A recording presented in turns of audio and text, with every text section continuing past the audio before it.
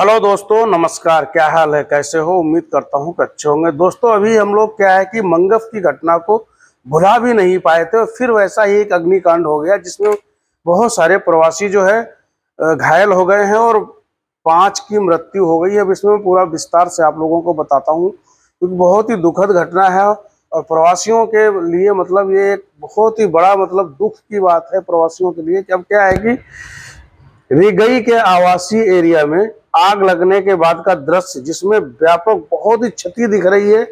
जो है fire fighter जो टीम थी उन्होंने इमरजेंसी टीमें इस त्रासदी की प्रक्रिया को जारी रखते हुए परिणाम स्वरूप 6 लोगों की मृत्यु हो गई है और इसमें से कई लोग घायल हो गए हैं।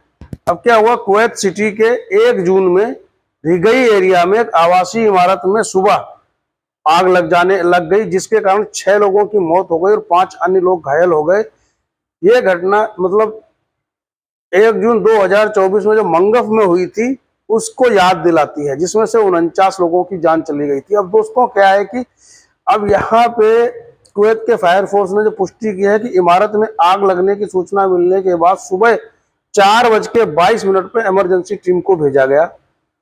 तो इसमें से बहुत ही मतलब वैसे तरीके से रेस्क्यू चलाया गया जिसमें से ज्यादा लोगों को बचाया गया। अब इसमें क्या है कि आग ने 5वीं और 6ठी मंजिल पर स्थित 2 अपार्टमेंट में को अपनी चपेट में लिया था, जिसमें अवैध रूप से रह रहे पुरुष मजदूरों के रहने के लिए मतलब अलग अलग उसमें पार्टीशन बनाए गए थे जो कि इलीगल है। अब इसके ऊपर में भी सरकार ने चेतावनी दी है कि और पीड़ित में से एशियाई और अफ्रीकी देशों के लोग शामिल हैं। अब इनमें से मतलब एशिया के थे और अफ्रीकी देशों थे। अब लेकिन जिनकी जान चली गई है उनके परिवार वालों पे क्या गुजरेगी, क्योंकि ये बहुत ही भीषण हादसा था।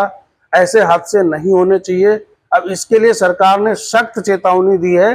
फरवानिया के गवर्नर जो है शेख अब्दी नासिर अल सबा ने घायलों को हालचाल जानने के लिए फरवानिया अस्पताल का दौरा किया और पीड़ितों के परिवारों के प्रति संवेदना व्यक्त की। उन्होंने अधिकारियों को आग लगने के कारण की जांच करने का भी आदेश दिया है और पूर्ण सहायता सुनिश्चित करने का आदेश दिया और आपातकालीन प्रक्रियाओं को मतलब जो इमरजेंसी टीम ने जो फटाफट जाके मतलब रेस्क्यू अभियान चलाया उसमें से बहुत से लोगों की जान बचाई गई, नहीं तो और भी ज्यादा कैजुअलिटी हो सकती थी।